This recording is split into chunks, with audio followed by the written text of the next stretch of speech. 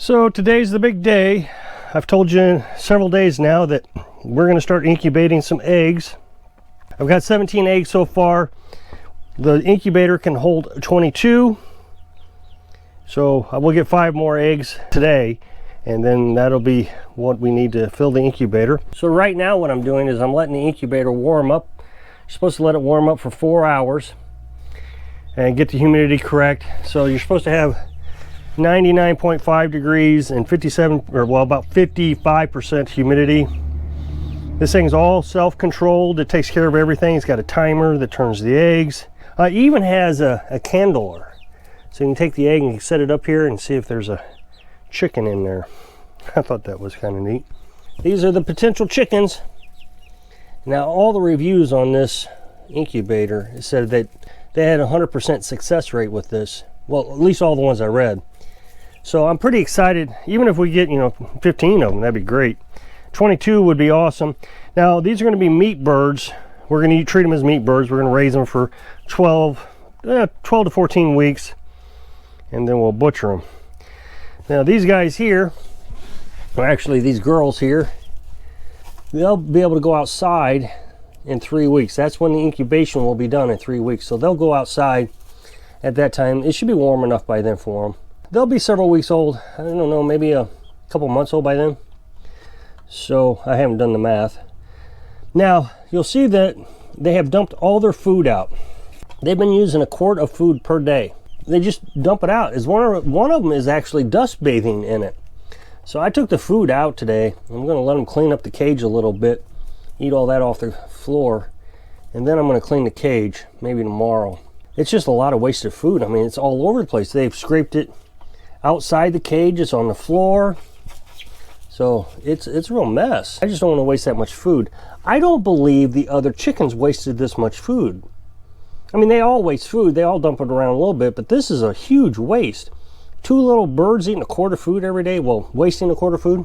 I think that they're staying warm by themselves now. The biggest issue is I think they like the comfort of the heat. So as you know, I've put a water bottle in here right here. I hope you can see that. And I put a hot water bottle in there. When we first got them in here, every 3 or 4 hours I'd change that water bottle out. Well, now the only time they want that water bottle is when they lay down to go to bed. They'll just be chirping and chirping and chirping and chirping. As soon as I put the hot water in there, they lay right down and go to bed. Most of the time they don't sleep next to it. They'll move away because it's just too hot for them. I think they just think it's like their mother and they're very comforted by it. So hopefully we can break them of that so that I can take them out there and they'll go to sleep without a water bottle. So I'm going to take you out here now, and I want to show you what Carolyn built. Carolyn's trying to dodge the camera. She was out here so she didn't have to be in the camera. Now she's going inside. So she built another cage. It's up on its side, but she built another cage. It's supposed to lay down. That way we can stack these 2 cages on top of each other. When we get the 22 birds, that one little cage isn't going to be enough. So she built this one just out of scrap lumber and stuff that we had available. She even took pieces of the old cage that we had. I was going to reassemble it, but decided against it. We bought a new one. We're using parts down there in the chicken run for the chickens. We're using pieces of that in here for the chicks. So we had some pieces left over. So she took all these scrap pieces and put it all together. We had some scrap chicken wire. These 2x2s came off the old mobile home trailer that used to be here. There was a lot of good wood on it, so she used all that up. Well, I mean, she used some of that up. And that was just great, and I'm so proud of her. She built all the shelves in the house. I don't know if who's around and remembers that, but all the shelves in the house that she built with 2x6s. Of course, she put all the pallet wood on the walls also. So we're well on our way to having meat birds here pretty soon. Now, I want this incubator to pay for itself. And the way to do that is, I think if we could have 3 batches of chickens, think about this. You go to the hatchery, you buy a chicken, those little meat birds, for $2.50 a piece. You spend, let's say $75 to get 25 of them or so, whatever it is, $70. This incubator was $150. So if you got 2 batches of birds in 1 year, that equals the cost of the incubator. Well, we're going to do 3. So that should mean that the incubator will pay for itself this year. Now there's an additional cost. I don't think I have enough batteries to run the incubator at night. It's going to kick on like the refrigerator, and it uses about the same amount of electric as the refrigerator when it's on. Now the refrigerator has a startup wattage and then a run wattage, and the startup wattage on the refrigerator is huge. It's almost 1,000 watts. I think it's 800 watts, and then it drops right back down to about 100 watts, 90 watts. Whereas the incubator just kicks on at 60 watts. It doesn't have a startup because it's DC. So it all depends on how well we can keep the house warm. The warmer the house, the less the heater on the incubator is going to kick on. So I checked it. It shuts off, and we don't use any wattage while the heater is off, or very little. I mean, it may be 1 or 2 watts, but not anything significant. But the cost comes in is if it runs too much, I may need another battery. So the question is, do we get another battery, which we probably would, or do we run the generator? Well, we're going to figure this all out during the first cycle of incubation. Right now, it would cost us $16 to run the generator for 21 days. We got to run it 1 hour in the morning, 1 hour in the evening. 1 gallon of gas would last us 5 days doing that, just to get enough charge in the batteries to get us through the night. So $16. Well, if we look at the chicken cost, and the chickens cost $75 or $70 per batch, per 25, well, the $16, that's nothing. Now to get another battery, that's going to be $100. Well, it'll take a little bit longer to pay for that. We'd have to have another 3 batches of chickens for that to pay for itself. So I'm not seeing that we really need to go and get another battery right away. I'm not saying that we shouldn't. We may need another one this year, winter. And that's when I was thinking about buying it. I don't know. I know a lot of people think I'm very miserly and that I need to break loose with the money. It's not that I'm miserly. I try to be smart with the money.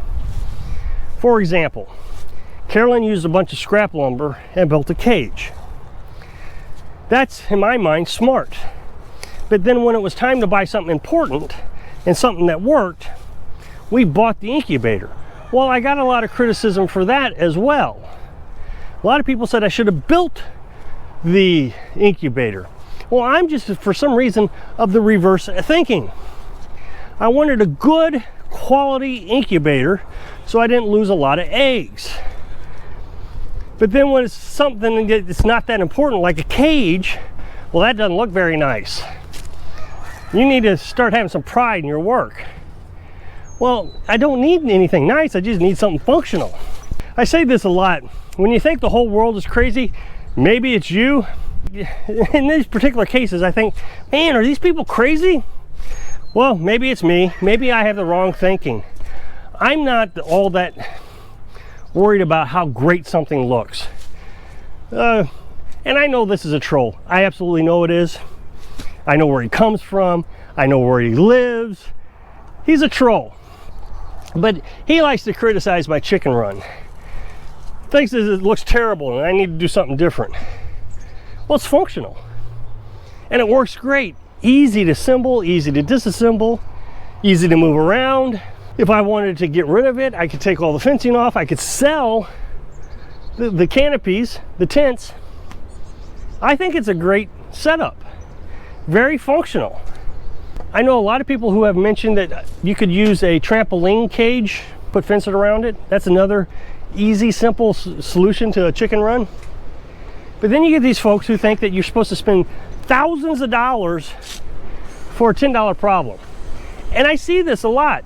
Oh, we're going to save lots of money raising chickens. But then they spend more money than the chickens could ever pay for themselves. Let's say you save $100 a year on having chickens for food. It's going to take you 10 years to pay for a $1,000 chicken run. Are you really going to raise chickens for that long? Maybe I am miserly. I was thinking, you know, we live out in the country. We moved out to the country on purpose so we didn't have to worry about people complaining about how things look, how nicely they look, how everything needs to be cleaned up.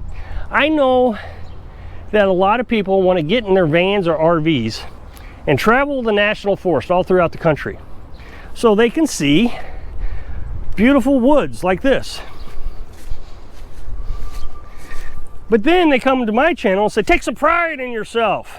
Clean up your yard and get all this brush knocked down. I don't know. To me, this looks beautiful to me. I mean, I know there's some trash, and you got a lot of trash to pick up. It was an old junkyard, basically. But to me, this is heaven. I like the brush. I like the weeds. I do. I really do. It's not an excuse. It's nature. So, to each their own. But I don't understand why somebody would come to an off-grid channel and say, well, you need to live like you live in the city. Well, if you want to live in the city, live in the city. You can't have both. You get one or the other. Either you get a chicken run that's cost effective so you can eat affordably, or you stay in the city and forget about the chickens. I don't know. To me, it's confusing why people say the things they say, but I'm quite happy here. As you saw, we had all kinds of different colored eggs in there. We had blues and whites and browns. Well, Frenchie and Roo are the roosters, and they're both Americanas. So all the little Americanas are going to make Americanas, but then we got Buff Orpingtons, and the other two didn't turn out too bad looking, but I really suspect that we're going to have a variety of colors in our next batch of chickens. But that's okay, because they're just going to be meat birds. We're just going to butcher them in the 14 weeks. But we would be a little bit more selective if we were raising them for eggs. Americanas don't get big eggs. They're pretty small. Whereas the New Hampshires make pretty big eggs. If you'll check out this up next box, really appreciate it. So I hope I can inspire you to find the hidden beauty so you can live your dreams. Thanks for watching.